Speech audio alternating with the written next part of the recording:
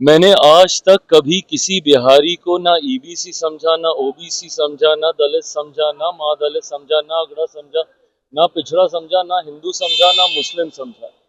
मेरे लिए बिहारी बिहारी है। मैं बात करूंगा तो 14 करोड़ बिहारियों की बात करूंगा, बिहार फर्स्ट की बात करूंगा, बिहारी फर्स्ट की बात करूंगा।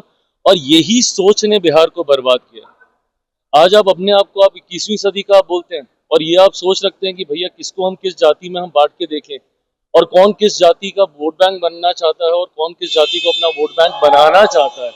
इसी सोच ने तो बिहार को बर्बाद किया है। आप बताइए, आप नेता प्रतिपक्ष हैं, आप अपने आप अभी भी आप लोग इसी तरीके का वोट बैंक बना के आप सोचने की बात कर रहे हैं।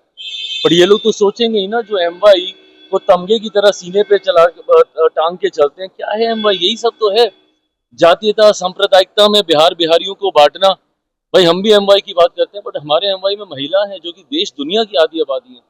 हमारे वाई में युवा हैं जो कि देश की, हमारे बिहार की सबसे बड़ी आबादी है। ऐसे में जब ऐसे लोग भी और यंगस्टर से भी अगर हम लोग यही उम्मीद करें कि भैया वो भी जाति में बांटकर वोट बैंक की बात करेंगे, तो पिछले 50 साल जैसे बिहार के गए, अगले 50 साल फिर ऐसे ही जाएंगे। अगली पीढ़ी फिर ऐसे ही जातियों और धर्म में बंटकर बर्बाद होने का काम करेगी।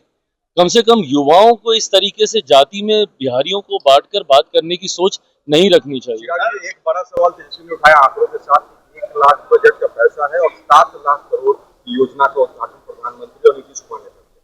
हवा कर रहे हैं, धोखा कर रहे हैं, कैसे पूरा करेंगे? और कुछ भ्रष्टाचारी अधिकारी और मंत्रियों का लिस्ट है जो खुलासा करेंगे। दिक्कत यह है कि विपक्ष घबरा गया है और ये स्वाभाविक भी है।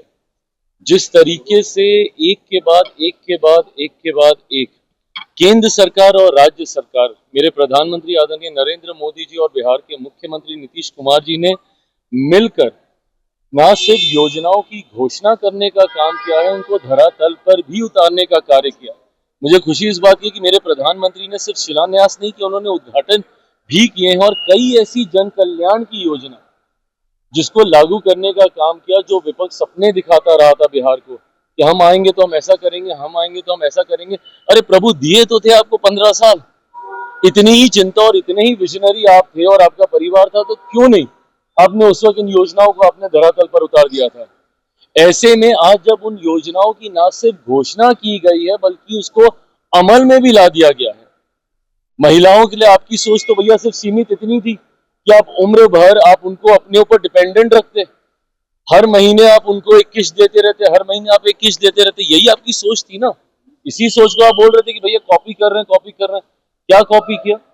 आज 10-10 हजार रुपए महिलाओं के अकाउंट में डालकर इस बात को सुनिश्चित करने का हमारी सरकार प्रयास कर रही है कि वो उद्यमी बने, वो अपने पांव पे खड़ी हो। और जब एक महिला अपने पांव पे खड़ी होती है तो पूरे परिवार को साथ लेके खड़ा होती है।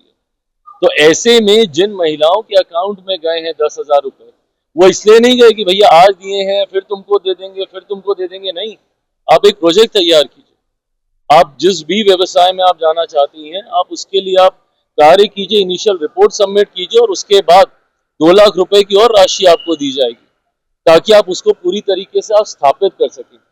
ये विकास की सोच है। ये कैसे एक परिवार को आत्मनिर्भर बनाया जा सके, उस दिशा में उठाया गया कदम है। और स्वाभाविक है भैया, ये ऐसे कदम हैं जो सीधा गरीब कल्याण की योजनाओं को सशक्त करते हैं, महिलाओं को सशक्त करते हैं, परिवारों को सशक्त करते हैं। ऐसे में आपको स्वाभाविक है चुभना ये सारी बातें, क्योंकि आपने तो सपने में भी नहीं सोचा था कि ऐसी योजना भी आ सकती है। एक सवाल और है, पीके ने एक बड़ा आरोप लगाया है मुख्यमंत्री प्रशांत सम्राट चौधरी पर, और उन्होंने कहा कि शिल्पी गौतम हत्याकांड में वो भी आरोपी है। सीएम पर एक बड़ा भ्रष्टाचार और